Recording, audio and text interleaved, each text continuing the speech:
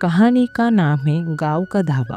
यह कहानी है सीतापुर गांव की। गांव छोटा था लेकिन यहाँ का ढाबा बहुत मशहूर था। ढाबे का नाम था मधुर ढाबा, जिसे चलाते थे हरिराम चाचा। हरिराम चाचा का चेहरा हमेशा मुस्कुराता रहता। उनके ढाबे पर दिन भर चहल पहल रहती। सुबह होते ही ढाबे से ताजे पराठे की खुशबू गांव में फैल जाती। किसान अपने खेत जाने से पहले यही आकर नाश्ता करते। बच्चे स्कूल जाते वक्त ढाबे से जलेबी खरीदते। ढाबे के बाहर एक बड़ा पीपल का पेड़ था, जिसकी छांव में 4 लकड़ी की बेंचें रखी थी।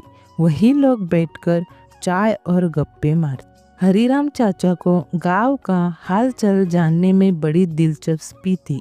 कोई दुखी होता तो चाचा उससे बैठकर चाय पिलाते और ढाढ़स बांटते। कोई खुशखबरी लाता तो मिठाई बांटती। ढाबा गांव का अड्डा बन गया था, जहां हर कोई अपने मन की बात कह सकता था। ढाबे की खासियत थी वहाँ की तंदूर रोटी और मूंग दाल की सब्जी। लोग कहते, चाचा ऐसा स्वाद कहीं नहीं मिलता।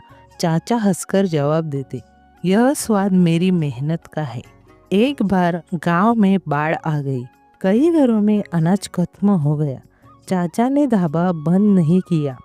वे रोज मुफ्त खाना बनाकर गांव वालों को बांटते। लोग उनके इस काम को कभी नहीं भूले। बाढ़ के बाद गांव की पंचायत ने चाचा को सम्मानित भी किया। ढाबे पर एक पुराना रेडियो रखा था। शाम होते ही चाचा रेडियो चलाते। गांव वाले आकर समाचार सुनते और लोक गीतों का मजा लेते।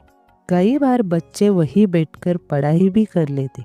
ढाबे में हर किसी के लिए जगह थी, अमीर गरीब छोटे बड़े सबके लिए। हरिराम चाचा का एक सपना था, ढाबे को बड़ा करना।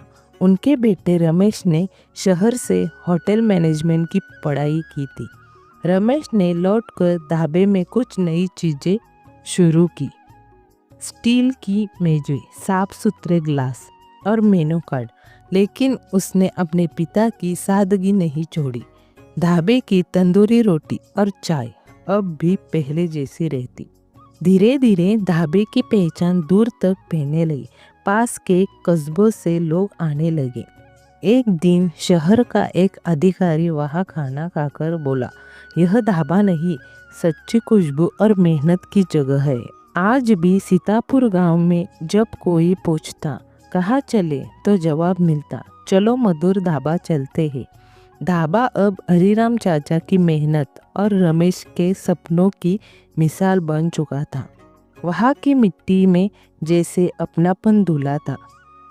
ढाबा आज भी सबका स्वागत करता है, गरम चाय, ताज़ा खाना और सुकून भरे माहौल के साथ।